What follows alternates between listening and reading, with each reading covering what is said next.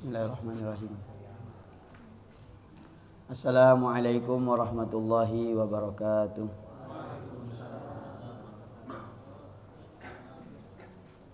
Alhamdulillahirabbil alamin. Allahumma shalli ala Muhammad wa ala alihi wa sahbihi ajmain. A'udzu billahi minasyaitonir rajim. Bismillahirrahmanirrahim. Alam nashrah laka sadrak wa wada'na anka wizraka alladhi anqadha dhahrak wa rafa'na laka dhikrak fa inna ma'al usri yusra inna ma'al usri yusra fa idza faragta fansab wa ila rabbika farghab.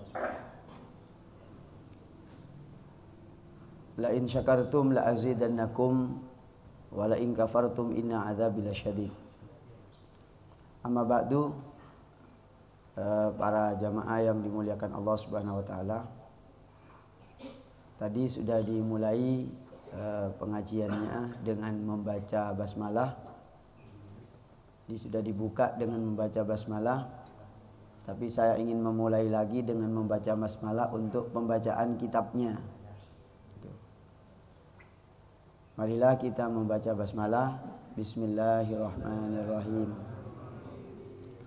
Para jamaah sekalian yang dimuliakan Allah Subhanahu wa taala. Ini pengajian yang terakhir insyaallah. Setelah ini sudah ada pengajian dengan saya. Jadi ini sebagai penutupan. Penutupan ini menentukan apakah pengajian kita ini berkualitas atau tidak. Walaupun ngaji sebenarnya nggak perlu berkualitas ya sebenarnya. Kenapa kok begitu? Angger lungguh ae, pokoknya duduk saja. Ambil keturun itu sudah tercatat. Itu hadisnya Sahih Bukhari nih. Loh nggih. Coba baca Riyadhus Shalihin, hadis Sahih Bukhari yang dikutip bahwa ada orang yang nebeng minta hajatnya dikabul oleh Allah, datang ke majelis iku mek turu lungguh tok gak ngrungokno. Yang jenenge turu ya gak ngrungokno gitu ya. Gak turu. Itu sudah dapat gitu loh, sudah dapat itu saking besarnya majelis ilmu. Kalau di napa niku di kitab Riyadhus Shalihin itu dikutip di bab keutamaan majelis ilmu. Jadi karena ada orang duduk bareng ngaji, lalu dia datang itu cuma enggak ikut ngaji, cuma datang untuk keperluan tertentu, tapi gara-gara katut ada di majelis ilmu, ya ono di emperan gitu ya, noto sepeda gitu loh ya, itu katut sing noto sepeda, saking besarnya fadilah majelis ilmu. Tapi keterangan tentang keutamaannya majelis ilmu ini mungkin karena sudah terlalu biasa diterangkan, akhirnya dilupakan atau bahkan diremehkan gitu loh. Sudah diumumkan pukul 6:04 misalnya, ya datangnya jam 6:30 gitu loh ya. Karena dia pakai fikih juga rupanya. Saya kan nanti lambat atau enggak lambat sangka saya tercatat gitu loh ya. Tercatat. Tapi catatannya kan beda. Catatan lemu ambil catatan kuru gitu loh ya. Sing teko keri-keri ku catatane ya kuru-kuru gitu loh ya. Kalau Pak Dr. Rohmat selaku DPRD kita, wakil kita di Malang ini ya, itu datang duluan itu catatannya gede-gede gitu loh ya. Nah, jadi ini penutupan ya. Rupanya karena penutupan ini disediakan gule itu, tak lihat itu ya. Ada gule ya. Gule apa? Oh, tak kira gule gitu loh. Gule ini soto maksudnya ya. Ya, saya mau menjawab pertanyaan ya kena penutupan. Tapi sebelum dibacakan pertanyaannya, sebenarnya ada 2 pertanyaan ya. Tapi kemungkinannya itu dijawab baru dapat 1 itu jawab pertanyaannya itu. Karena perlu penjelasan ilmu yang utuh gitu ya. Yang nanya ini semoga hadir, tapi hadir gak hadir saya baca pertanyaan jawabannya karena saya janji bulan ini karena kemarin tidak cukup menjawab 1 pertanyaan ya. Saya akan membaca kitab hadis Sahih Bukhari, kemudian Musnad Imam Ahmad bin Hambal, Imam karyanya Imam At-Tabrani juga, dan Sunan Ibnu Majah. Jadi pertama diriwayatkan oleh Imam Bukhari, hadis yang saya bacakan niki ya. Ada dua hadis yang akan saya baca. Yang pertama tentang kemurahan rahmatnya Allah. Jadi saya tutup dulu niki, saya buka kitab yang sudah saya kutip niki. Pertama niki. Jadi di hadis Sahih Bukhari niku diriwayatkan, moga dicatat nggih. Hadis Sahih Bukhari ke 3481. Nggih. Karena ini juga ada yang bertanya, sekaligus saya jawab pertanyaan yang ini. Ya, ini ditanya oleh jamaah tadi dan saya bacakan di sini jawabannya. Nggih. Ada kaidah di dalam agama itu begini. Kaidah. Ini kaidah nih gini. Biar tahu nanti kaidah ini bersumber dari mana. Nggih. Kaidahnya adalah hukukullah mabniun alal musamahah atau tasamuh, itu bahasanya kita. Hak-hak yang berhubungan dengan Allah. Kita ini kan punya hablum minallah dan juga hablum minannas. Hak yang berhubungan dengan Allah itu mabniun alal musamahah. Barometernya, konsepnya, ataupun dasar-dasar yang dipakai dalam menghukumi haknya Allah, artinya menghukumi haknya hamba kepada Allah, itu adalah musamaha, toleransi. Ya, catat baik-baik bahwa haknya hamba dengan Allah, hubungannya hamba dengan Allah, itu toleransinya sangat besar. Ya, toleransinya sangat besar. Ini kaidah. Yang kedua, wa hukukul adami mabniun alal musyamah wa alal musyahah. Tapi kalau hak yang berhubungan dengan manusia itu sangat ketat sekali. Sangat ketat. Gimana gampangannya kaidah ini untuk dipahami? Begini. Kalau saya dan panjenengan ini punya salah kepada Allah, ya, punya salah kepada Allah, ini toleransinya di hadapan Allah sangat tinggi. Maksudnya, apakah kita kemudian meremehkan perintah Allah? Bukan. Jadi misalnya ada orang itu punya salah, sudah terlanjur dilakoni, sudah kelewatan, sudah terlanjur, itu tidak boleh putus asa. Gitu, tidak boleh putus asa. Kenapa kok begitu? Namanya manusia itu pasti punya salah. Apalagi yang banyak bicara kayak saya ini. Mesti tidak semuanya cocok. Makanya nanti di penutupan menit-menit terakhir sebelum berakhir, saya mau minta maaf. Sekarang enggak dulu. Biar sekalian dirapel terakhir gitu loh ya. Kenapa? Jangankan orang yang enggak pernah bicara. Iku mesti menurut kacamata manusia mesti ono elek. Apalagi orang sing kaki ngomong kayak saya ini. Maka nanti jangan khawatir, di terakhir nanti kita saling bermaaf-maafan. Karena 1 tahun ini mungkin pembicaraan saya ini mungkin gak pas, gak pati epas lah. Karena gak mungkin kita ini ngomong cocok untuk semua, gak mungkin. Gak mungkin, itu mustahil. Nggih napa mboten? Nggih. Coba ada seorang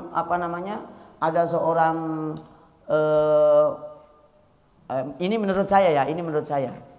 Sekali lagi ini menurut saya, karena ini tidak kaitannya dengan ilmu. Cuma contoh, Pak Dr. Rohmat ini menurut saya sudah bagus. Yo, wakil partai Islam, gitu, rajin pengajian. Dulu saya ingat Pak Rohmat itu walaupun DPRD itu adzan di Masjid Al-Falah, di masjid apa ini? Al-Iksan. Itu adzan waktu masih ngisi di situ. Kemudian saya sudah tidak ngisi di situ, ya tidak tahu kalau adzan apa enggak, apa waktu hanya saya aja atau gimana saya tidak tahu gitu loh ya. Itu kan baik toh, ada DPRD mau adzan itu kan luar biasa. Apalagi kalau nanti DPRD-nya itu ikut gotong jenazah ada di depan. tanggung-tanggung sampai ikut macul-macul di kuburan. Wah, ini luar biasa itu. Tapi aku gak ngongkon Pak Rahmat begitu ya. Nggak, menurut saya ini sangat baik. Tapi maaf loh ya, nggak mungkin semuanya itu orang cocok sama beliau. Nggih napa boten? Maka ada makalah begini, la salamata min kalamin nas. Jenenge menungso iku gak ono sing slamet karo omongane padha menung. Nah, ya ta. Sak bagus-bagusnya orang tetap ada jeleknya. Di mata siapa? Di mata manusia. Termasuk penceramah. Saya ini, ya jangan dikira kabeh wong seneng. Nggak mungkin itu, nggak mungkin. Itu mustahil. Mustahil banget. Nggih. Nah, maka dari itulah kalau yang berhubungan dengan manusia ketat sekali agama ini, hak-haknya manusia. Gitu loh. Orang punya hutang, orang punya salah, orang punya kekeliruan. Tapi kepada manusia ini harus jelas itu. Harus minta maaf. Ya harus diomongkan. Tahu ngerasani ya kudu minta maaf. Sering minta maaf, sering semakin habis dosanya. Di samping juga maaf ini keterangan yang bukan hanya Quran dan hadis yang berbicara, tapi para ulama menjelaskan bahwa kesalahan-kesalahan kita kepada manusia itu akan menghalang-halangi kita kepada Allah Subhanahu wa taala. Nggih. Jadi kalau kita ini berat melakukan ibadah, melangkah ibadah kok abot, kok berat kita melakukan ibadah, itu tandanya itu kesalahan kita kepada Allah atau kepada manusia khususnya. Itu yang menghalangi membuat kita ini berat. Karena nggak dapat maunah dari Allah Subhanahu wa taala. Kok nggak dapat maunah? Karena nggak dapat rahmat. Ya, bukan rahmat loh ya. Nggak dapat rahmat dari Allah Subhanahu wa taala. Kenapa kok nggak ada rahmat? Dihalangi oleh dosanya sendiri.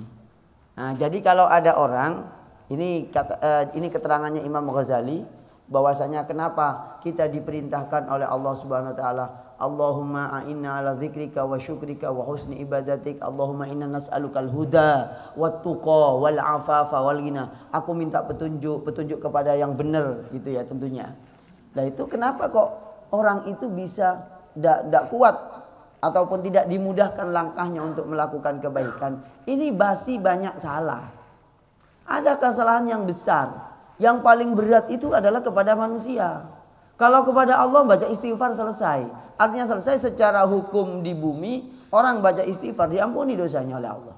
Apalagi sudah yakin saya sudah salah banget ini, astagfirullahaladzim. Ini saya awali cerita dulu sambil nunggu jamaah yang lambat-lambat itu loh. Iya. Karena rupanya jamaahnya masih banyak yang lambat. Daripada nanti dibaca kemudian kepotong keterangan saya, lalu diceritakan nang wong sing motong-motong itu. Kepotong diceritakan. Ini bahaya. Nggih. Kalau menceritakan sesuatu kepotong itu berbahaya. Jangankan berhubungan dengan ilmu, yang berhubungan dengan agama ini tambah berbahaya lagi. Ya. Ini saya bacakan cerita niki. Niki cerita dulu. Cerita niki singkat mawon ceritanya, ndak banyak-banyak niki. Bismillahirrahmanirrahim. Niki cerita. Ceritanya adalah Imam Sufyan. Okay. Imam Sufyan itu adalah imam besar, okay, yang beliau ini panutan di bidang ilmu hadis.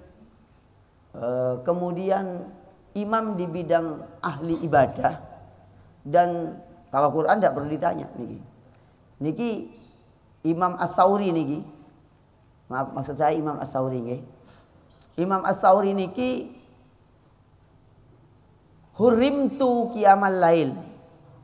Hurimtu dan aling-alingi sapa ingsun. Napa sing aling-alingi? Dan alingi napa? Qiyamal lail. Qiyamal lail tangi bengi. Khamsata ashhurin ing dalem suwene 5 wulan. Bidzambin sebab dosa aznabtuhu kang agawe sapa ingsun hu ing dosa. Saya ini dihalang-halangi, tidak bisa bangun malam nggak kuat bangun malam selama 5 bulan. Qila wa ma dzakal dzambu? Apa dosa itu? Katanya Sufyan Ats-Tsauri, ra'aitu rajulan yabki faqultu fi nafsi hadza mura'in. Saya ini suatu saat ini melihat seseorang nangis, berdoa itu nangis, ketemu berdoa nangis, di hati ini batin, oh iki paling pamer, biar kelihatan khusyuk berdoa nangis kepada Allah. Di hati ini itu batin begitu, di hatinya itu batin, gak sampai diomongkan, tidak sampai diomongkan, cuma batin di hatinya, iki paling gitu, iki loh. Berarti hatinya suud. Itu katanya Imam Sufyan Ats-Tsauri, beliau dihalangi oleh Allah karena menurut dia tidak pernah, maksudnya sebelum-sebelumnya tidak. Tapi setelah batin elek nang wong 1 kali itu loh, dia nggak kuat bangun malam. Gitu. Katanya Imam Ghazali, iya orang yang punya hati buruk, perasaan buruk kepada orang lain, itu rahmatnya Allah tidak berpihak kepada dia. Gitu loh. Maka inilah yang menjadi contoh bahwa kalau kita punya hak atas orang lain, iya, kita punya orang lain punya hak atas diri kita karena kita salah. Gitu loh. Yang kayak begini aja itu bisa berefek. Nggih, yang kayak gini ini berefek. Maka Imam Ghazali itu membuat sebuah gambaran. Orang yang pengen ibadahnya itu dientengkan oleh Allah, enteng langkah ibadah, kebaikan apapun khususnya, umumnya kebaikan ibadah, beribadah sunnah khususnya ya, itu kuncinya adalah memang membersihkan lahir batin yang berhubungan dengan manusia. Karena apa? Hak yang berhubungan dengan manusia itu berat tanggung jawabnya, begitu ya. Sampai misalnya Nabi itu menyampaikan bahwa mayit itu akan digadaikan dengan hutangnya. Dia akan mu'allak, akan digantungkan. Dia akan dibuat tidak tenang gara-gara punya hutang. Begitu loh. Hutang materi ataupun hutang yang lain. Begitu. Nah, ini sepertinya sudah lengkap jamaahnya. Kayaknya nggak mungkin ada datang lagi ini ya. Nah, saya bacakan ini. Maka dari itu niki haknya jamaah itu, haknya yang berhubungan sesama jamaah, yang berhubungan dengan sama manusia itu Allah tak akan mengampuni. Tapi kalau hak yang berhubungan dengan Allah, antara hamba dengan Allah, ini peluangnya sangat luas untuk diampuni. Begitu ya. Nah, ini saya bacakan ayatnya dulu nggih. Nah, saya bacakan ayatnya. A'udzu billahi minasyaitonir rajim. Monggo disimak baik-baik niki. Monggo dicatat niki surat Az-Zumar ayat 53. Niki pondasinya orang memaham haknya Allah dengan hamba. Dicatat nggih. Surat apa? Az-Zumar ayat 53. Qul ya ibadiyalladzina asrafu ala anfusihim la taqnatu min rahmatillah. Innallaha yaghfirudz dzunuba jami'a. Innahu huwal ghafurur rahim. Wa anibu ila rabbikum wa aslimu lahu min qabli an ya'tiyakumul 'adzab. Wa aslimu lahu min qabli an ya'tiyakumul 'adzabu tsumma la tunsarun. Ya, insyaallah bacaan saya enggak terlalu jelek ya. Saya memberi contoh bacaan yang benar itu kayak gitu itu. Gitu ya. Ini qul ya ibadi, qul ngucapo sira Muhammad ya ibadi he kaula ingsun. Nah, ini yang dipanggil itu siapa? Hamba. Saya tanya ke panjenengan, kalau saya ngomong hamba, itu siapa saja? Terbatas apa tak terbatas? Pokok yang hamba Allah dipanggil oleh Allah. Sopo wae. Jamaah pengajian dipanggil. Jamaah pasar gadang dipanggil. Jamaah pasar sukun dipanggil. Maksudnya yang ada di pasar saat ini dipanggil oleh Allah. Dipanggil. Jamaah yang ada di tempat minuman keras pun dipanggil oleh Allah. Siapa saja yang hamba Allah dimanapun, tukang gojek, tukang grab, tukang bangunan, siapa saja dipanggil oleh Allah dalam ayat ini. Ya ibadi, ya ibadi alladzina asrafu. Terus hamba yang bagaimana? Alladzina asrafu. Mereka yang melampaui batas. Melampaui batas itu maksiat secara berlebihan. Apa ada maksiat gak berlebihan? Ya ada lah. Panjenengan nonton YouTube, kebetulan ada iklan dibuka. Ternyata iklannya gak pakai baju. Nah, itu kan ada maksiatnya juga pada akhirnya. Lalu panjenengan buka grup. Grup itu bicara apa saja itu. Macam-macam. Ya rasan-rasan ini itu macam-macam. Itu ya maksiat. Loh itu maksiat Bu. Jangan dikira gak maksiat panjenengan. Maksiat. Kalau yang dirasani belum memaafkan, ya wes itu jadi konsekuensi buat panjenengan. Rasan-rasan. Wong tadi ngerasani teko ati ae ya wes. Jadi efek toh. Apalagi rasan-rasan lewat tulisan. Apalagi sampai di voice note. Ya voice. Mbak, anu ya, sampean wingi teko. Ya apa jarine? Jarine ku anu, oh wong iku lho pancen ngono mulai biyen. Nah gitu. Kok kono sampean? Iya jarine anu aku kok. Nah, wis itu jenenge rasan jarine. Gitu lho. Jare sampean berarti karo dhewe.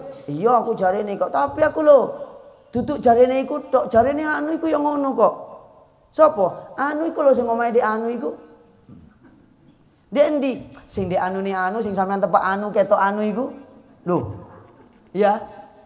Itu Mbak, Bu, Mbak, Mas, Pak D, Bu D semuanya itu adalah maksiat. Kalau yang di anu itu ternyata tidak anu, panjenengan wis sudah. Andaikan anu sungguhan, sampean tetap membicarakan keburukan orang. Membicarakan keburukan orang di hadapan Allah menjadi ghibah yang sangat besar. Dosa yang sangat besar. Dan ini secara tasawuf, orang yang kita, saya dan panjenengan kalau ngena begitu, ibadah itu apa? Aras-arasan. Kalau ibadah kita aras-arasan, wis itu kudu dikoreksi, muhasabah. Iki apa? Oh ya, aduh iya. Tadi saya itu begini. Tadi malam mau turu itu masih sempat begini. Gitu loh. Ada di tangan kita ini penyebabnya. Mulut kita, tangan kita, pendengaran kita. Loh, itu mungkin loh ya. Lek banyak istighfar mungkin saja diampuni. Tapi kepada artinya Allah mengampuni. Tapi kalau kepada sesama hamba enggak. Ini contoh bagaimana Allah memberikan toleransi kepada hamba yang melampaui batas maksiat. Wah, membunuh orang habis 70 orang misalnya. Tapi kayaknya jarang lah kalau sampai 70 itu ya. Mungkin pernah membunuh satu kali. Pernah mabuk setiap hari. Terus pernah langganan di mana begitu. Langganan tiap seminggu sekali. Misalnya niki loh saya dipanggil oleh Allah. Ya ibadi, itu kan sudah melampaui batas. Gitu. Pernah enggak sholat 15 tahun. Mabuk 20 tahun. Iya. Berlangganan ke ke diskotik misalnya 15 tahun. Pelanggan tetap. Misalnya, entah pelanggan apa saja terserah, pokoknya yang maksiat kepada Allah. Misalnya itu. Pokok mandek, alladzina asrafu ala anfusihim la taqnatu min rahmatillah. Ojo sampai putus asa rahmati.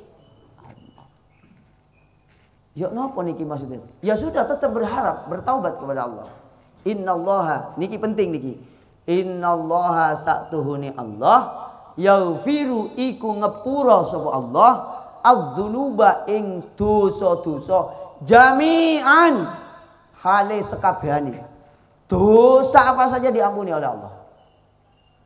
Nggih. Pernah menjadi pelanggan minuman keras? Pernah menjadi pelanggannya gitu-gituan? Pernah berlangganan 10 tahun? Gitu loh ya.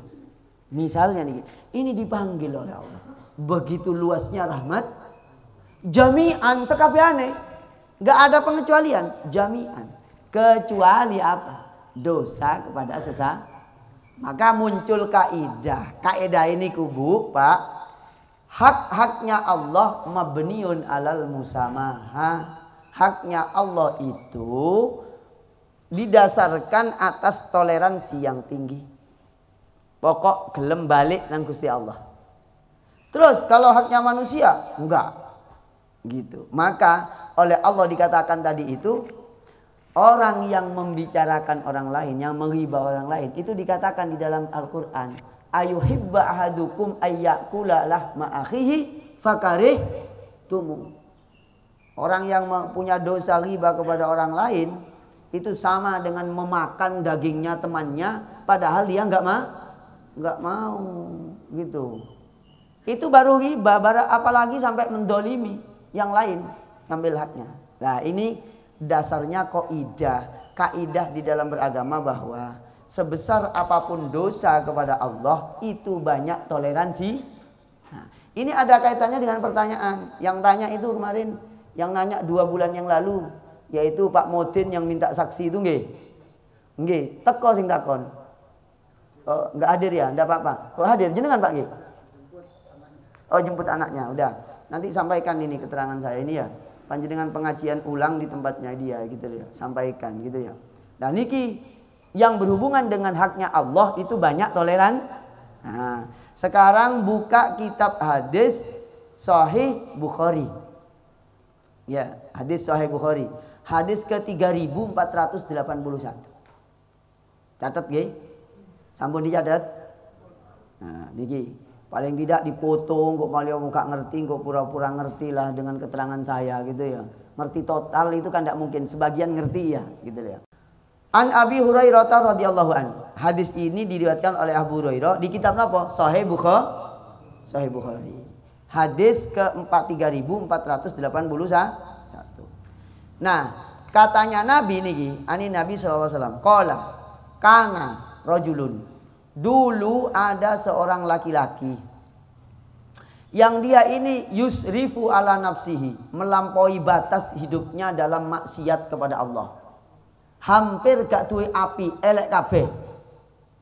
Ngombe. Maksudnya kelebahnya memang ngombe sama saya, tapi ngombe banyu toh ya.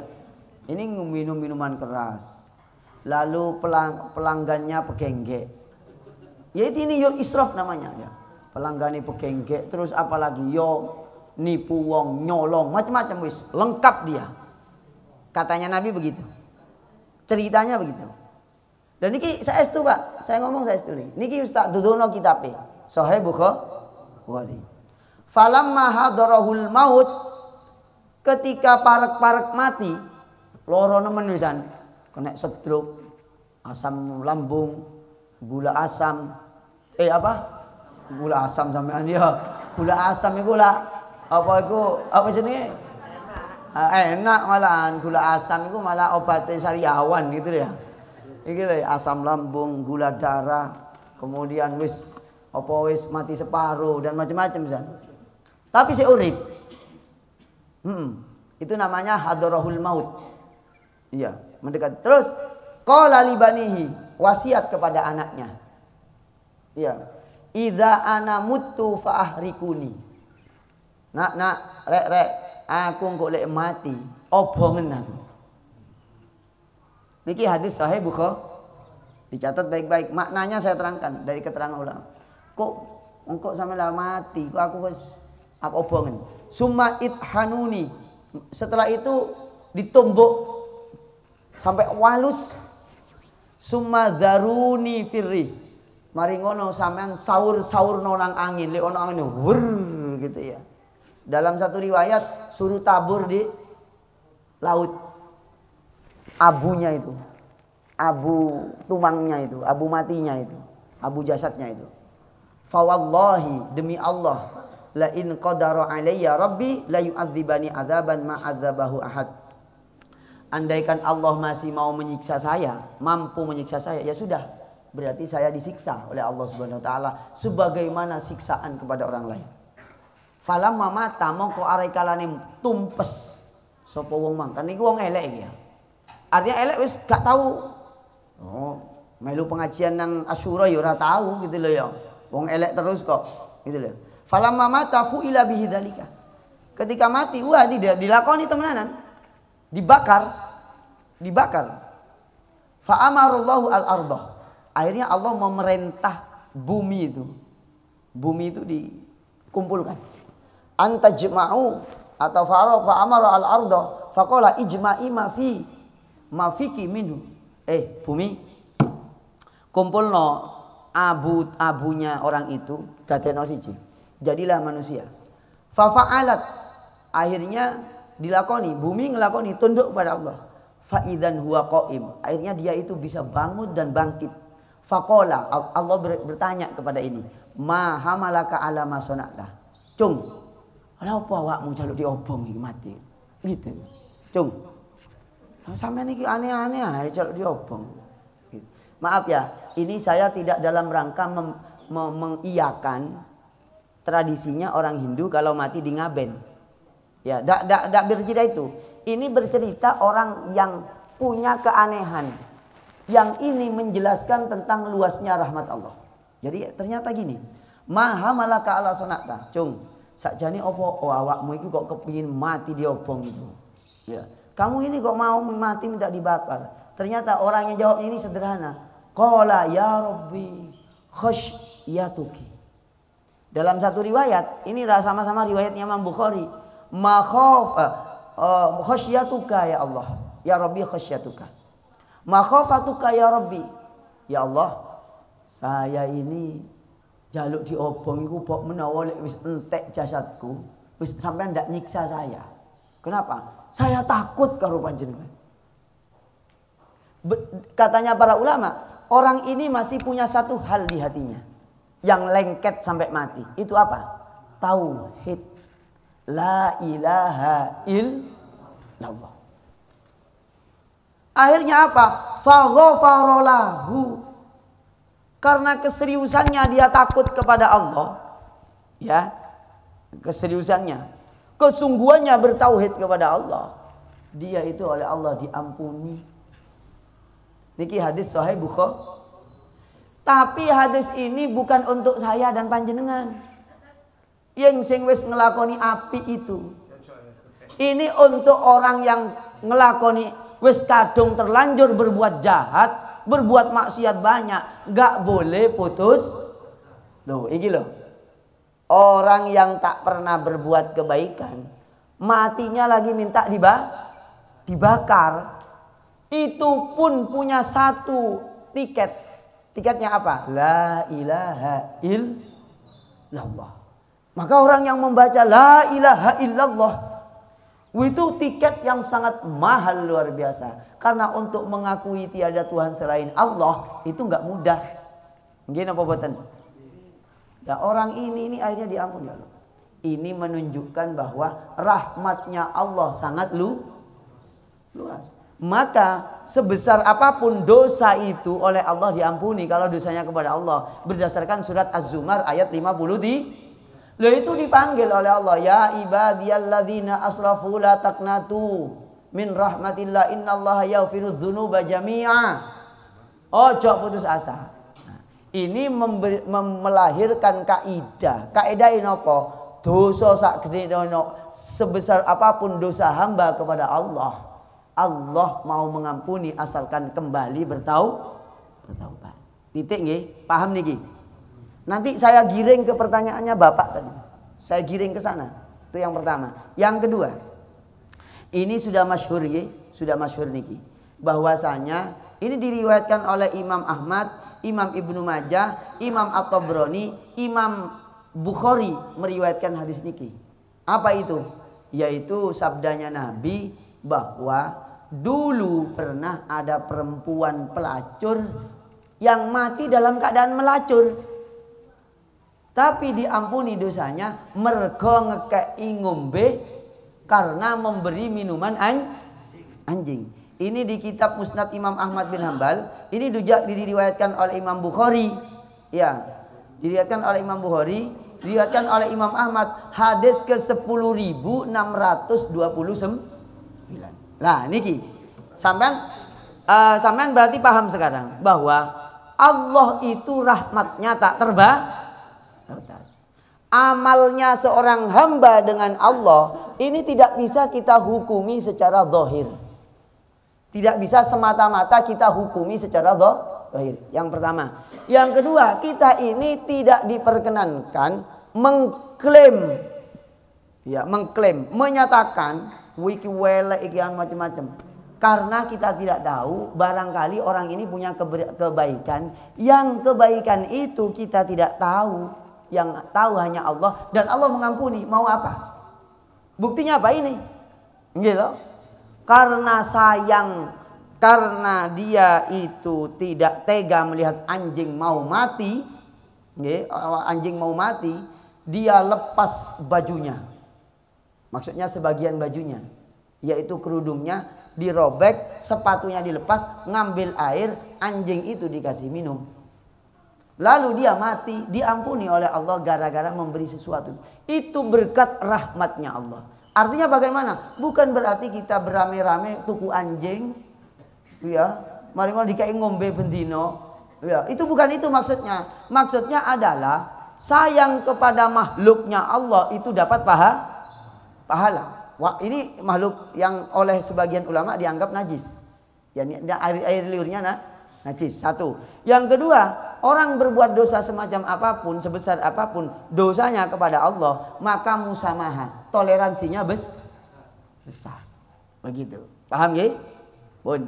Niki nyata nggih, sing pelacur niki durung tahu melok pengajian nang Masjid Asyu. Belum pernah ini. Setelah melacur dia mati, hanya punya amal yang luar biasa. Dianggap luar biasa oleh Allah ngasih minum anjing itu. Apalagi ngasih minum ustadz, gitu loh ya. Ini. Apalagi yang dikasih minum itu ustadz, gitu loh. Walaupun banyu putih ya tetap dicatat baik ini, gitu loh ya. Karena kemarin ini saya melihat tayangan video, ternyata air putih ini sangat bagus untuk menggelontor racun dan lain sebagainya itu ya. Saya terbiasa minum air putih. Kadang sih ada jamaah yang memang nyediain susu gitu loh. Kadang tapi nggak sering gitu loh ya. Kalau di sini ya air putih yang sering gitu loh ya. Sama teh maksudnya.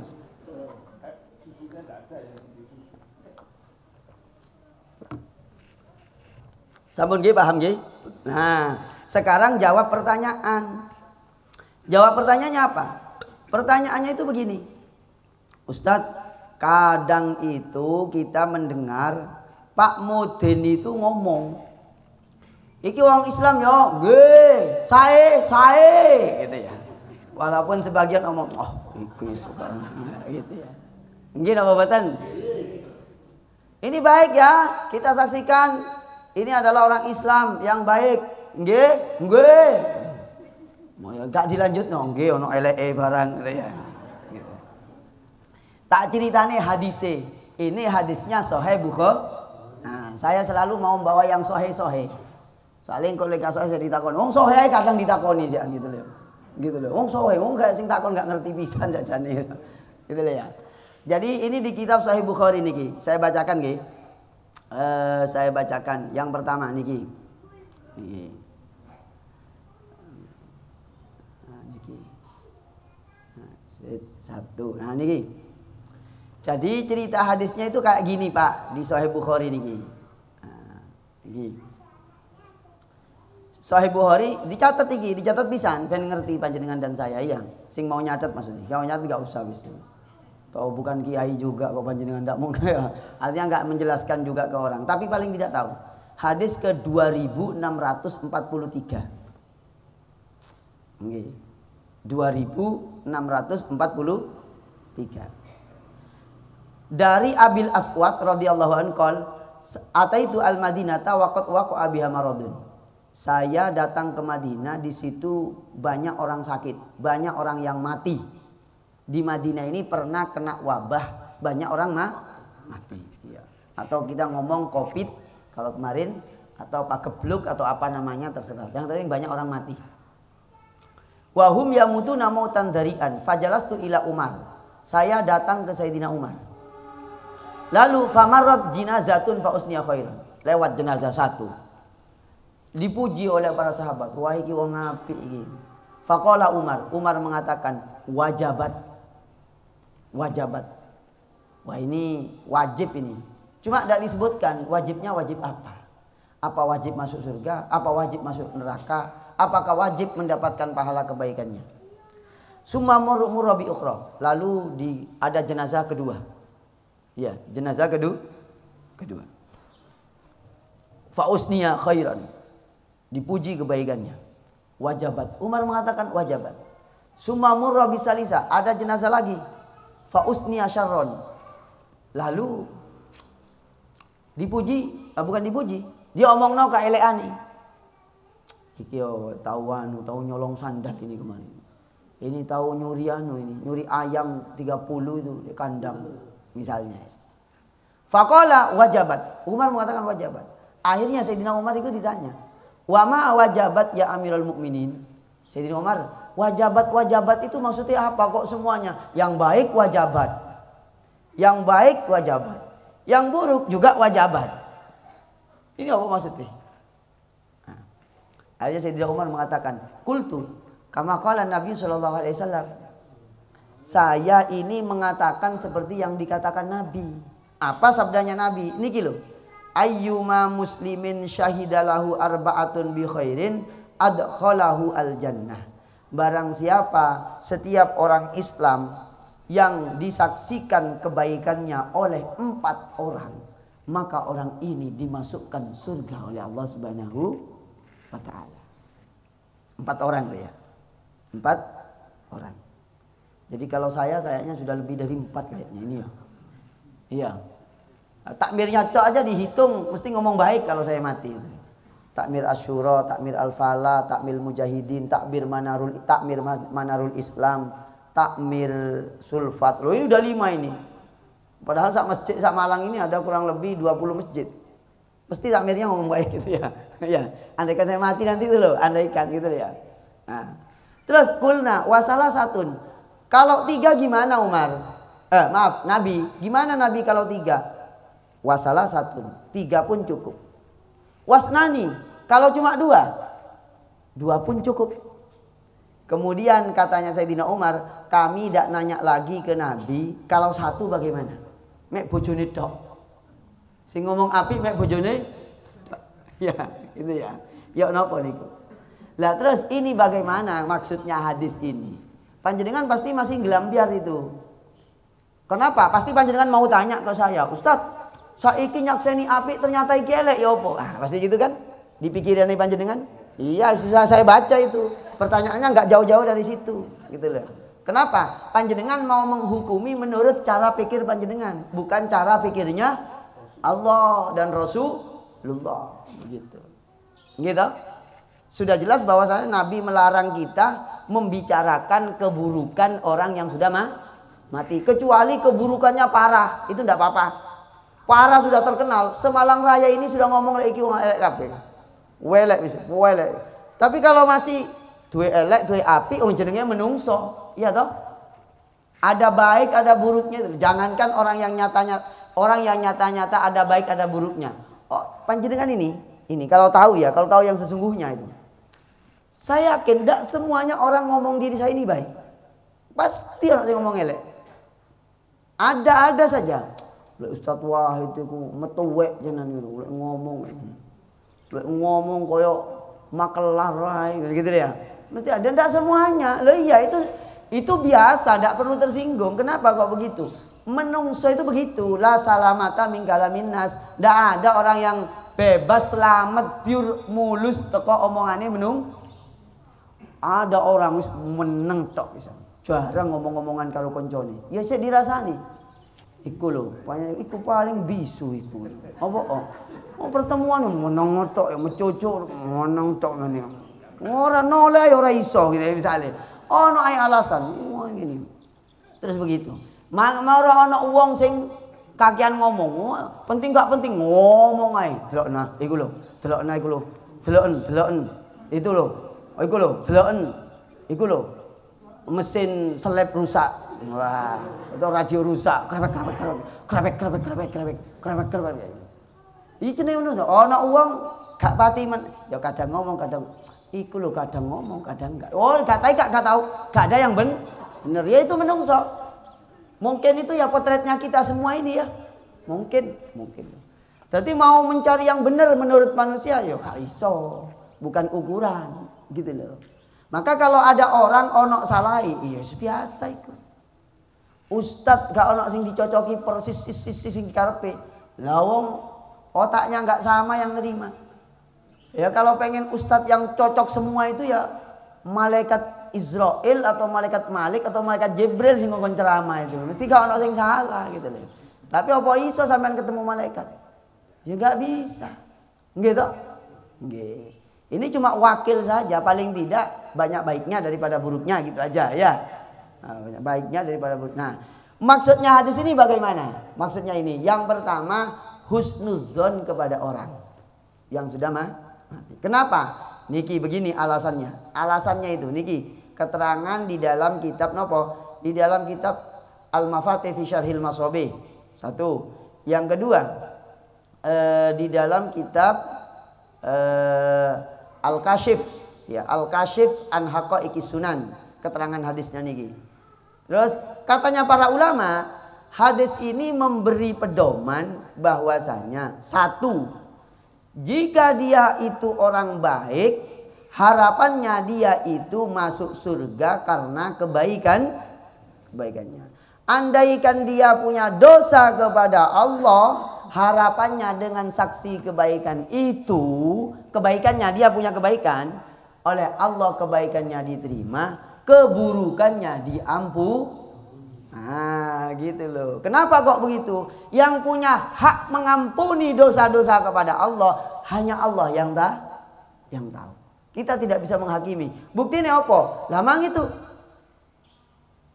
mulai hidup jadi perawan sampai gak perawan, dia adalah melacur sampai mati. Belum sempat umroh, belum sempat haji apalagi. Jamaah aja enggak, matinya waktu pulang melacur dia. Amalnya satu yang diterima oleh Allah, yaitu dia memberi minum anjing. Artinya bagaimana? Artinya rahmatnya Allah luas tak terbatas. Itu untuk orang yang maksiat enggak boleh berputus asa gitu loh. Dan untuk kita menyikapi orang maksiat, jangan seakan-akan kita ini sudah memegang kartunya surga, lalu menjadi malaikat raqib atid dan menjadi malaikat mungkar nakir yang sida itu ngambil perannya malaikat kadang. Sehingga ada orang dosa ngene-ngene seakan-akan aduh moro mangkel. Kok gen ajanan. Delokna maghrib itu loh. Ya sik ndelok TV nyekel HP gak salat ta. Nah, itu ndak boleh begitu. Ndak boleh. Nggih. Ndak boleh. Itu namanya tak berakhlak kepada sesama. Urusannya sembahyang nggak sembahyang urusan dia kepada Allah. Tapi ini bukan berarti kita kemudian lek ngono aku tak dadi koyo ngono. Bukan.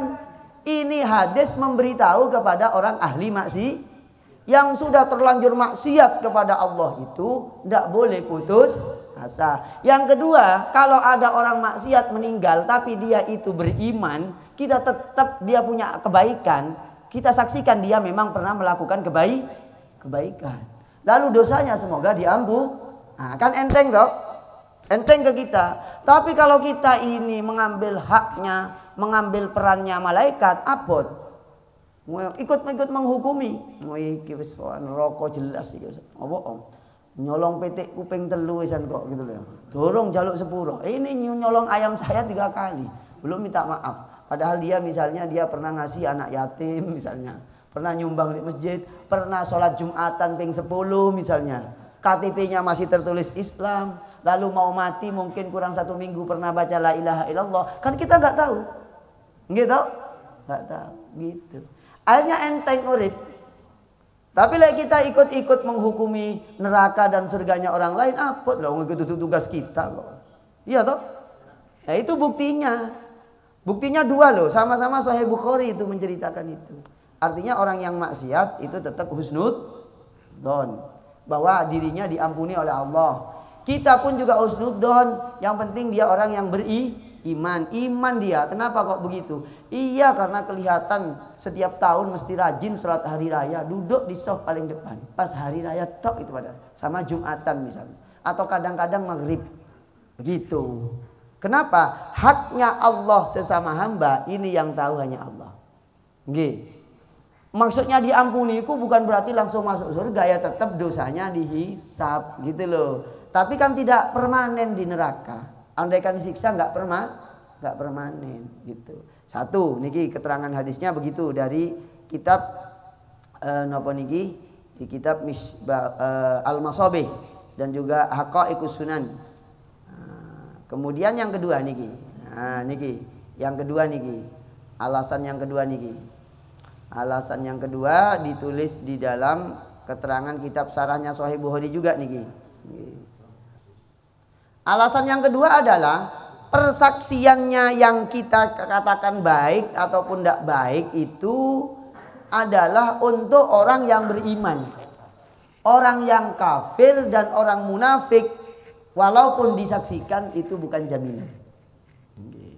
Jadi bukan jaminan. Jadi misalnya orang yang munafik, orang yang kafir kepada Allah, memang nyata-nyata kafir, itu kita ada persaksian kita itu tidak akan memberikan jaminan gitu loh. Artinya tidak kemudian kok enak nemen gitu ya. Mek disaksa ini moro mencolot.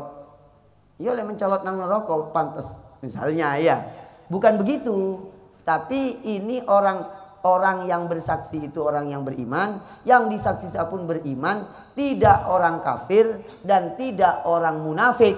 Insya Allah harapannya dia diampuni dosanya dan keburukan dosanya dan keburukan diampuni oleh Allah. Lalu kebaikan yang sedikit itu misalnya dia punya kebaikan oleh Allah diterima. Tentu masih dihisap keburukannya, ya tetap dibalas keburukannya oleh Allah dengan sanksi-sanksi yang kita tidak tahu. Begitu. Maka di dalam satu hadis itu diterangkan kayak gini. Ini Imam Al-Baghawi niki menceritakan tentang hadis niki, tentang sarahnya hadis niku. Nah niki saya bacakan niki. Nah niki. Di kitab Syarhus Sunnah, Syarhu Masabihis Sunnah li Imam Al-Baghawi itu diceritakan bahwasanya nggih, ada hadis yang diriwayatkan oleh Imam Al-Baghawi bahwa ketika ada orang memuji-muji jenazah, ja'a malaikat Jibril. Ja'a Jibril datang. Ya Muhammad, hei Muhammad, inna sahibakum laisa kama yaqulun. Ya jadi teman yang disaksikan tadi itu tidak seperti yang mereka katakan, gitu loh. Innahu kana yu'linu kada wa yusirru kada. Karena mayit jenazah itu terang-terangan berbuat begini dan samar-samar berbuat begitu. Walakin saddaqahumullahu bima yaqulun, tetapi Allah Subhanahu wa taala mendengarkan apa yang mereka katakan, yang mereka saksikan. Jadi karena teman-temannya pada ngomong, "Oh ya, begini." Akhirnya Allah membenarkannya, wa ghafara lahu ma la ya'lamun. Dan Allah mengampuni dosa-dosa yang mereka tidak tahu. Jadi ini ceritanya, malaikat Jibril itu datang kepada Nabi Muhammad. Sing diomongno wong tentang keapiane wong iku sakjane gak bener. Gitu. Sakjane gak bener. Terus iya dia itu ketok-ketoke api, sakjane elek. Dia ketok-ketoke nang masjid sarungan, tapi lek jam 12 mendem. Misalnya gitu. Kira-kira begitu. Terus walakin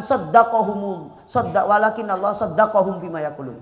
Tapi Allah membenarkan kalau dia itu memang punya kebaikan, gitu loh. Wa ghafara ma la ya'lamun, dan Allah mengampuni dosa-dosa yang mereka itu nggak tahu kalau si jenazah ini punya dosa, gitu loh. Paham nggih? Nah, maka ngapunten kalau misalnya orang itu memang punya kebaikan lalu juga ada keburukan, ya itu wajar sebagai manusia. Kita tetap saksikan dia itu punya kebaikan. Ya ndak harus diucapkan, Pak. Maksudnya nggak harus iku api yo, api. Islam. Wong ahli iman, ge gitu ya. Kadang ya sing ngomong iku gak pati niat jane gitu ya. Gak pati niat. Tapi kalau dia memang punya kebaikan, nilai kebaikan, kebaikannya diterima oleh Allah. Kebaikannya, dosanya dihisap oleh Allah, diampuni di akhirnya. Begitu. Maka di dalam riwayat lain dikatakan al-mu'minuna syuhada'ullahu fil ardi. Orang-orang yang beriman itu adalah saksi-saksinya Allah di bumi. Gitu loh.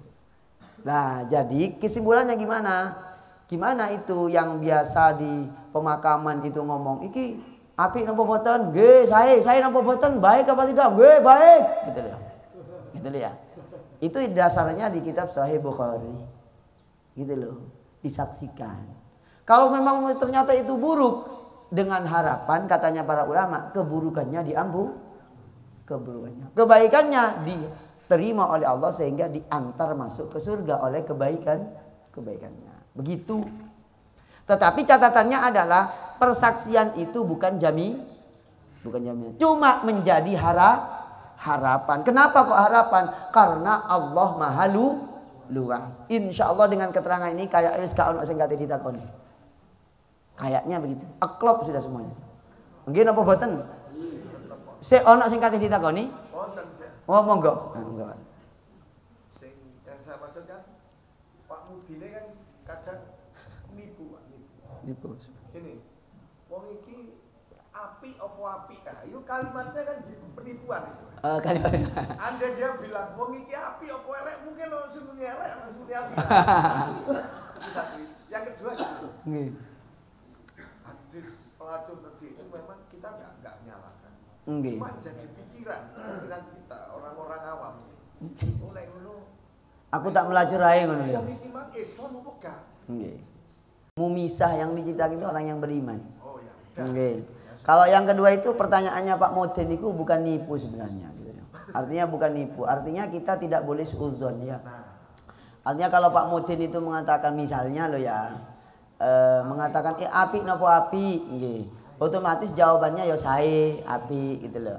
Entah apinya masalahnya nggih, entah apinya itu api seberapa dan menurut ukuran siapa, itu kan tetap orang itu tak semuanya keburukannya aja yang kelihatan, tetap ada kelihatan Amit saya mohon maaf Pak ya, mohon maaf. Wong Kanjeng Nabi saja dawuh nyinggirno eri dek dalana ya sudah kebaikan. Kalau sampai yang mati ini pernah ikut kerja bakti, pernah ikut maaf lo ya kerja bakti renovasi masjid, walaupun nggak tahu sembahyang di masjid. Ya, itu loh kerja bakti lo ya, itu bukannya eri itu. Ya sapi teng barang. Nah maaf, kadang kita ini memang ada kecenderungan, ada kesenangan menghukumi orang. Menghukumi orang di dunia itu seneng, ada lezat.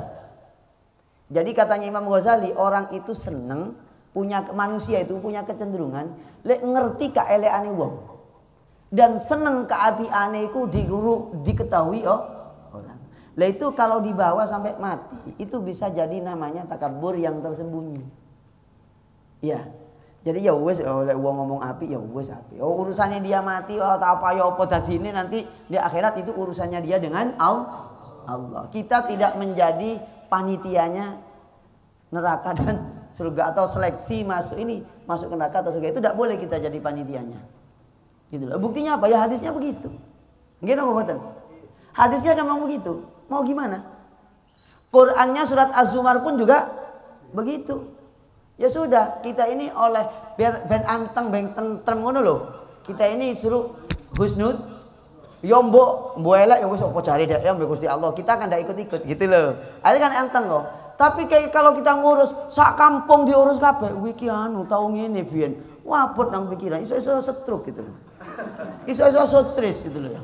Stres tinggi. Kenapa kok begitu? Lah wong sak kampung iki lho sing jamaah ana wong pira? Iya. Sekampung itu yang jamaah ada berapa orang? Sampean ngurusi wong jamaah, salah. Salah sasaran. Wong kita bukan rokib atid kok.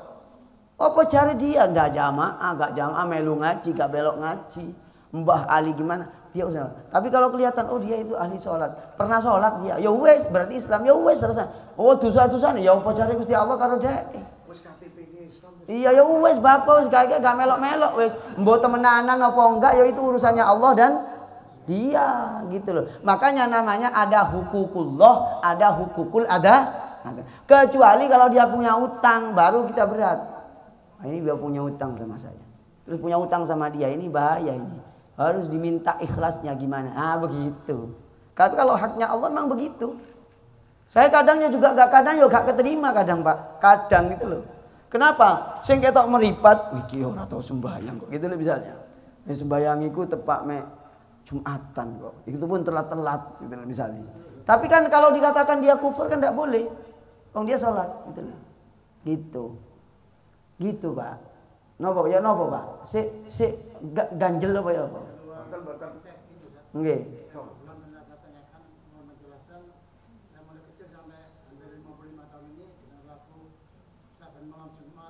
Oh iku, ya berarti itu pengajian lagi nanti Pak. Ya pengajian lagi, tapi secara singkat nggih.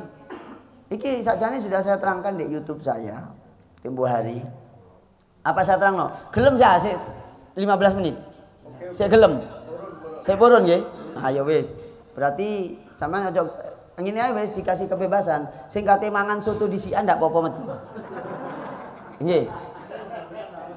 Ya. Ya, 15 menit nggih. Tidak apa-apa ini penutupan lah, tak kasih diskon ya. Sakjane ini sudah 3 jam loh. Lo nggak dihitung dengan berangkat saya dari rumah itu kan 3 jam ke sini. Lo nggih kan itu dihitung pengajian itu. Kalau saya mati di jalan tadi kan tetap di malaikat. Oh iki mati pengaji.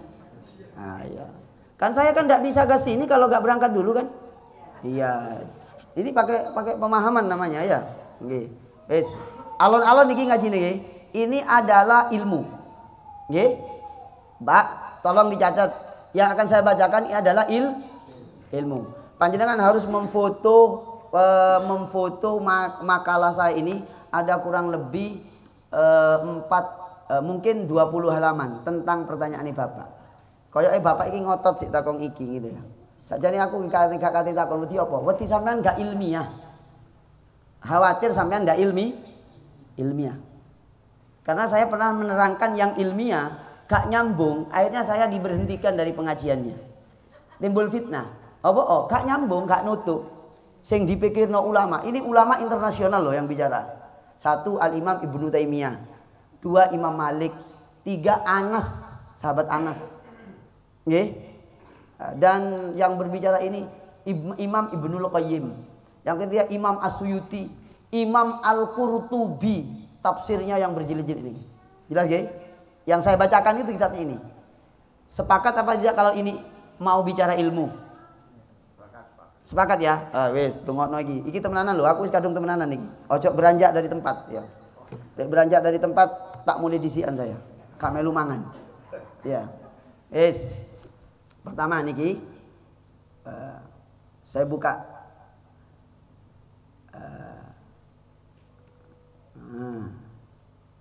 iki siji-siji. Pertama, Al-Imam Ibnu Taimiyah. Catat siapa? Al-Imam Ibnu Taimiyah. Catat Pak.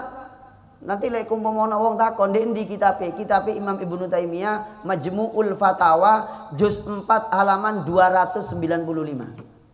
Imam Ibnu Taimiyah lho nggih.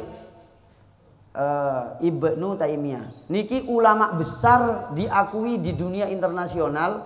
Karyanya itu 35 jilid yang paling terkenal, namanya Majmu'ul Fatawa. Sampun? Sampun dicatat? Ya, kudu alon-alon lek ngaji ilmu niki. Niki ngaji ilmu. Kalau ngaji ilmu, panjenengan itu boleh terima, boleh enggak. Tapi tak boleh mengingkari kalau ini adalah ilmu. Boleh dipakai, boleh enggak. Monggo.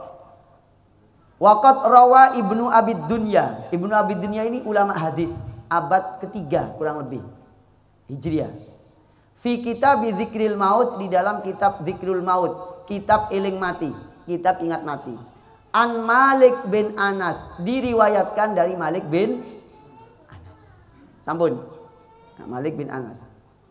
Qala balaghani, telah nyampai berita kepada saya, annar ruha mursalatun tadhhabu haitsu sya'at. rohnya manusia yang sudah mati itu mursalatun tadhhabu haitsu sya'at.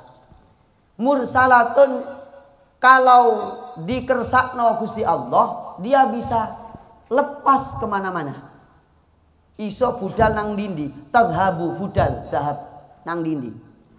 Wa hadza yuwafiqu, fatwa ini mencocoki riwayat, katanya Imam Ibnu Taimiyah. Ini Ibnu Taimiyah ulama internasional. Ini bukan ulama lokal loh, nggih. Dicatat Ibnu Taimiyah ulama, browsing di internet itu. Siapakah Ibnu Taimiyah niku? Nggih. An-ruha qad takunu ala afniyatil kubur. Roh itu kadang ada di pelataran kuburan-kuburan. Sapa niki sing dawuh? Ibnu Taimiyah. Riwayat yang dicatat oleh Imam Ibnu Taimiyah. Kama qala Imam Mujahid. Catat ya.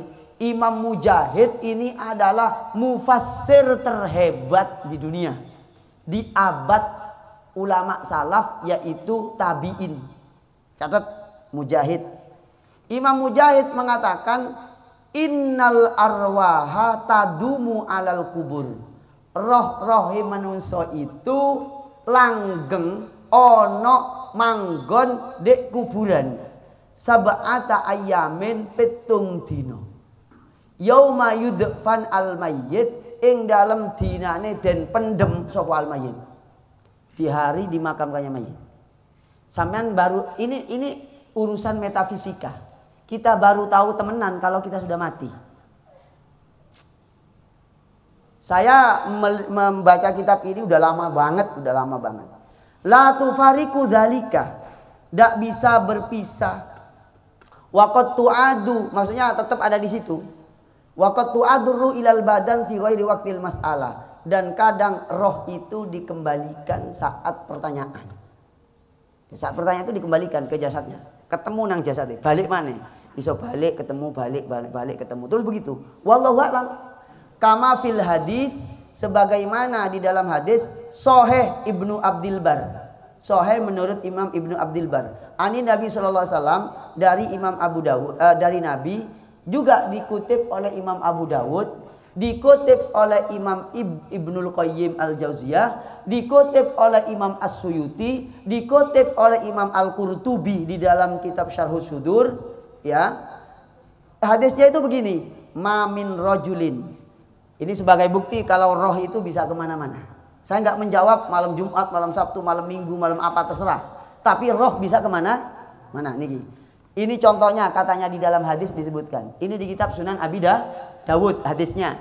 Dikutip oleh Imam Ibnul Qayyim, dikutip oleh Imam Al-Qurtubi mufassir, Imam As-Suyuti ahli hadis, ahli tafsir.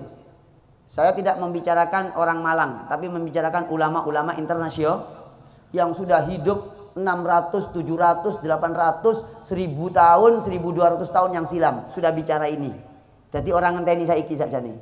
Mamin rajulin yamurru bi qabri rajul alladzi kana ya'rifuhu fid dunya. Tidaklah seseorang itu lewat di kuburannya di kuburan temannya yang dia kenal waktu di dunia. Lalu fayusallimu alaihi, lalu uluk salam kepadanya.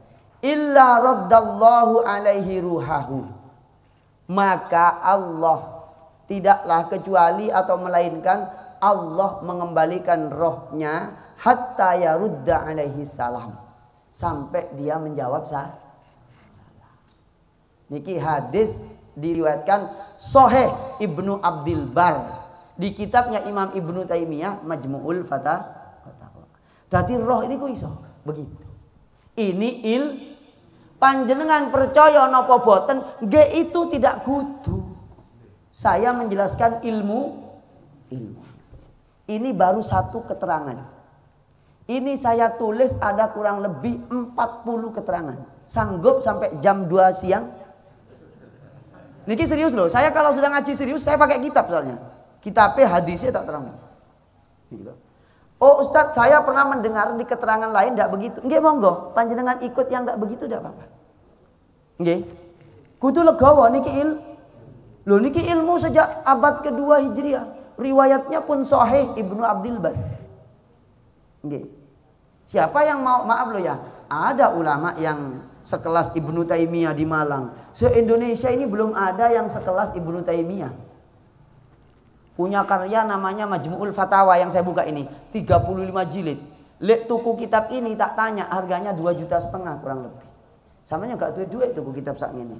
Kok mau tuku ya pun gak iso maca. Percuma juga, mending aku sing macakno. Gitu. Wis, sabar nggih, baru 5 menit. Tak waca kabeh nggih. Ben panjenengan itu ngeh gitu loh. Oh, sakjane ngono. Oh, kok ada yang ngomong tidak? Ya udah, panjenengan ngomong saya ikut yang tidak aja, Pak. Oh, monggo. Tapi niki ilmu nih. Kan yang panjenengan tanyakan kan yang sing jarine mulai nang diang gitu ya. Bahkan ada 7 hari. 7 hari di afniyatil kubur, di pelataran, di halaman, bahkan di jalan-jalan. Di jalan-jalan daerah situ. Ya kita nggak tahu yang roh kok. Jangankan panjenengan melihat orang mati. Maaf ya. Sampean bisa melihat rohnya sendiri. Bisa. Oh, roh kita aja kita lo nggak tahu. Maka kita bisa tahu dan iman kalau ada keterangan ilmu. Lah ini ilmu nih. Gitu loh.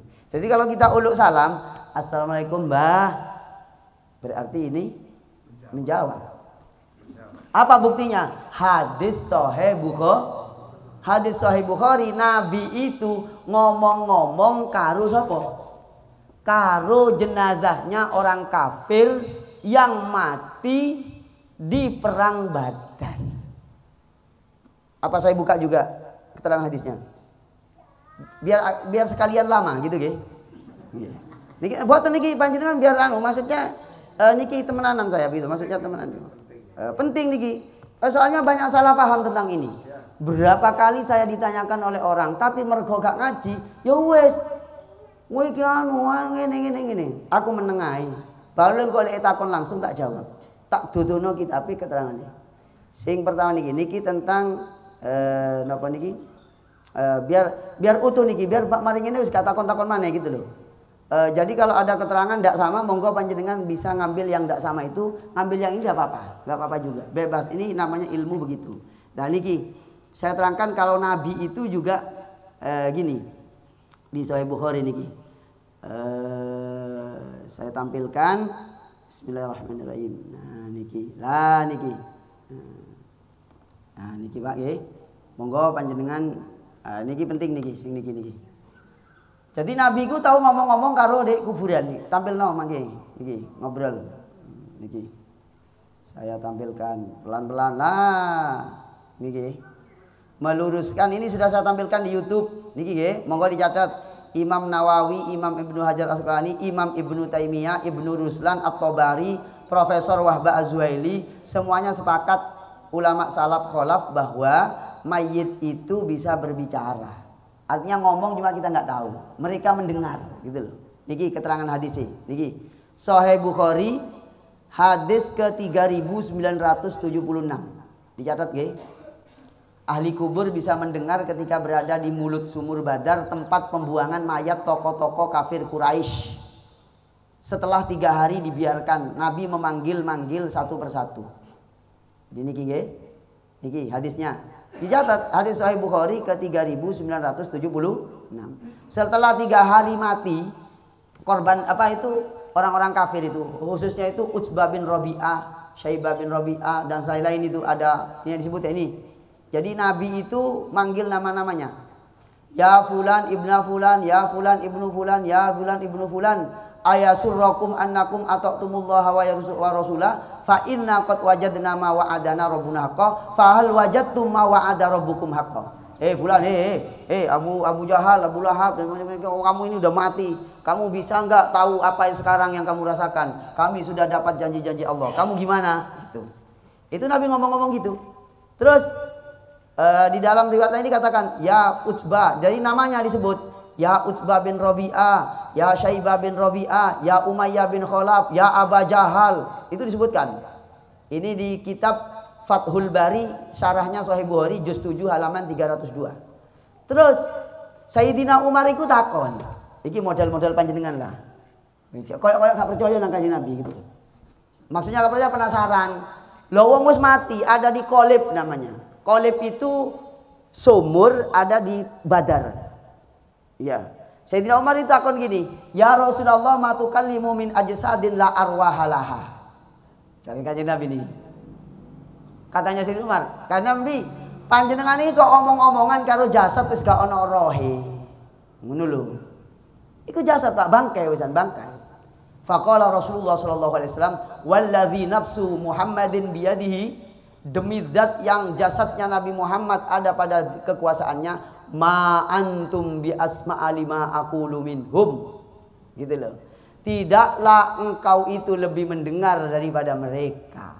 Iku kerungu mek awakmu gak ngerti gitu loh katanya Nabi. Terus qala Qatadah, "Ahyahumullahu hina asma'ahum taubihan wa tasghiran wa naqimatan wa hasratan wa nadaman." Jadi ketika Nabi itu ngomong begitu, termasuk ketika uluk salam misalnya orang mukmin, Allah hidupkan, maksudnya jasadnya rohnya dikembalikan ke jasad. Maka itu membuktikan roh itu kalau Allah kehendaki bisa kemana-mana. Begitu. Kitabnya banyak yang nerangkan itu Pak. Saya nyatet itu sampai 30 file kurang lebih catatan saya tentang pertanyaan Bapak ini ada kurang lebih 70 halaman keterangan ulama khusus berbicara itu. Dan ini bukti. Loh Ustadz, ini mungkin mesti ada yang nanya itu, mesti ada yang nanya lagi, pasti tahu saya sudah pertanyaannya. Misalnya pertanyaan begini, Ustadz katanya di Quran dikatakan innaka la tusmi'ul mauta wa ma anta bimusmi'in man fil kubur, gitu loh. Itu ayatnya benar, tidak keliru, tidak pertentangan dengan hadis ini. Hadis ini menerangkan bahwa urusannya roh itu yang tahu hanya Allah. Kalau Allah karep bisa kemana-mana, begitu loh. Yang nggak bisa diperdengarkan itu adalah kalau Allah gak karep, gitu loh maksudnya. Paham gak? Ayat wa ma antam bimusmi'in man fil kubur, engkau Muhammad tidak bisa memperdengarkan orang yang sudah di kuburan. Iya, Nabi Muhammad tidak bisa, tapi bagi Allah kalau kerso itu diperdengarkan, gitu loh maksudnya, paham? Nah, sehingga ayat karo hadis gak bertentangan. Gitu. Ini masih tinggal banyak belum saya baca nih, sangat banyak sekali. Sampun, niki bahwasanya rohnya orang yang beriman gitu ya, sudah saya bacakan tadi. Nah, niki, terus yang berikutnya niki, nah, niki keterangan malih niki. Keterangan malih niki penting banget niki. Nah, terus niki keterangan keterangannya Ibnu Taimiyah niki. Wa arwahul mu'minin wa in kanat fil jannah falaha ittisaulun bil badan idza sya'allah min ghairi zamanin tawilin. Catat baik-baik nggih. Rohnya orang yang beriman yang sudah dipindah ke surga oleh Allah SWT itu bisa menyambung dengan fisiknya kalau Allah berkehendak. Saiki ada di roh alam barzah mendapatkan kenikmatan surga, ya toh. Sewaktu-waktu Allah karep dipertemukan dengan fisiknya. Ini keterangan. Sebagaimana Imam Malik mengatakan, loh ini Imam ini Imam Malik. Siapa yang nggak tahu Imam Malik itu karya hadisnya itu beliau seorang tabi'in, ya, dan orang ulama besar. Annar roh tadhabu haitsu sya'at wa li hadza ruwiya annaha ala afniyatil kubur. Bahwa bisa saja roh itu oleh Allah dikembalikan dan dia ada di sekitar halaman kuburan. Seperti itu. Wal jami' hakun. Semua keterangan itu katanya Ibnu Taimiyah wa anna fil jannah wal jami' hakun. Semuanya itu hak. Semuanya itu hak. Tidak ada yang bertentangan satu sama lain. Begitu. Termasuk diriwayatkan annal mauta yas'alunal mayyit an hali ahlihim faya'rifuhum ahwalahum wa annahu wulida li fulanin waladun wa tazawwajat fulana wa mata fulan fama jaa fayaqulu roha ila ummihi alhawiyah. Jadi itu bisa kemana-mana dan bahkan sesama rohnya itu bisa bertanya. Bisa bertanya. Iki mati, marengono iki mati oleh saulan mati, iki oleh 3 tahun mati, ya bisa bertemu. Kalau Allah kehendaki dia bertemu. Begitu. Nah, niki keterangan di dalam banyak kitab niki. Terus di sini dikatakan para ulama niku betul-betul teliti. Ya, Ibnu Taimiyah itu mengatakan, katanya Ibnu Taimiyah, Nabi itu yang manggil jenazahnya orang kafir Quraisy. Itu di kitab Majmu'ul Fatawa juz 4 halaman 274. Itu menunjukkan bahwasanya rohnya itu walaupun mati dia masih bisa dipanggil. Masa dipanggil kalau ngomong itu bisa mendeng atas kehendak. Nah, catat itu baik-baik, atas kehendak. Buktinya apa? Nabi manggil-manggil tadi itu. Ya Usbah bin Rabi'ah, ya Aba Jahal. Padahal mah. Oh, berarti iki kerungu. Begitu. Apa buktinya lagi? Kita disuruh uluk salam. Kalau disuruh uluk salam kok ternyata dianggap gak mendengar, buat apa kita uluk salam? Saya tanya, panjenengan itu ngomong assalamualaikum napa boten di kuburan? Kalau mereka gak mendengar, buat apa kita diperintah ngomong? Katanya Ibnu Dai. Nah, ini namanya niku jelas niki. Sik kurang tak baca kabeh. Kayaknya cukup nggih. Nah, catat nggih, ini intinya atas kehendak Allah roh itu bisa kemana dan roh itu bisa mendengar. Riwayatnya siapa? Imam Malik, Anas bin Malik, lalu Ibnu Abid Dunya, Ibnu Taimiyah, Ibnul Qayyim, Ibnu Hajar. Sudah banyak Ibnu di situ. Sakjane aku iki kok umpama ngaji iki aku pengen khusus 5 jam tak terangno khusus ini. Karena apa? Di YouTube itu pertengkaran luar biasa. Tapi gak diwoco kabeh kitab. Nggih napa mboten? Ya, termasuk Bapak ikan rupanya Ustad murid-murid santri YouTube. Sudah terlihat lah rai YouTube itu Pak. Ngapunten lho Pak ya. Wajah YouTube itu kelihatan. Amit sewu ya, saya ini guyonan. Susah jangan dianggap serius semuanya ya. Semoga ini bermanfaat. Jadi dengan tahu ilmu begitu ampean walaupun gak cocok, oh iya ternyata ulama-ulama besar yang bicara gitu ya. Sing di YouTube ku ulama kadang gak diwaca kabeh kitabe. Saya tahu saya kalah terkenal aja. Saya kalah terkenal. Coba sampean memviralkan video saya ini dipotong bahwa ada berapa ulama itu. Ulama tingkat internasional sejak abad kedua sing ngomong kayak begitu. Bukan Pak Heru yang ngomong loh. Kalau Pak Heru mungkin sampean sih ragu. Saya tak mau bicara sendiri, saya bicara pakai kitabnya. Nggih. Kalau panjang saya kurang marem, Pak Ustadz ini kayaknya diundang, ditemokno karo wong sing ngomong gak podo. Undangan. Malah seneng saya. Iso tak duduhno kabeh kitabe sampai entek. Nggih. Gitu nggih. Soalnya saya ayo gregeten pisan aku Pak bolak-balik ditakoni kayak gini ini. Ya gara-gara Ustadz YouTube yang nyampe nomek sak potong. Wih wis karena yang menyampaikan tuh penampilannya keren. Misalnya wis koyok wis apal kabeh. Ya wis akhirnya sampean percaya. Wis ngaji ae ketemu nang wonge, kitabe kongkon takoni, "Pak, iku nek kitab apa?" Kitab liyane ya apa, Pak? Ngono. Ngaji sing cerdas. Pak, kitab lainnya kira-kira ada kemungkinan yang tidak berpaham seperti misalnya gitu. Jadi ini ilmu loh ya. Catat ilmu. Tidak menerangkan mainstream tertentu, tapi para ulama sejak abad kedua Hijriah wis ngomong dawuh kok itu riwayatnya nggih jelas. Ampun. Semoga manfaat. Mohon maaf yang sebesar-besarnya saya pengajian selama setahun ini, mungkin setelah hari raya sudah agak ngaji di sini, mungkin saja itu terjadi ya. Jadi kesalahan saya selama 1 tahun ini mau menghadapi Ramadan diampuni. Ben Ramadan itu kroso enteng gak kati akeh nyonggo dosa, gak banyak membawa dosa. Akhirnya diringankan. Nggih. Allahumma sholli ala Muhammad wa ala ali Muhammad kama shallaita ala Ibrahim wa ala ali Ibrahim.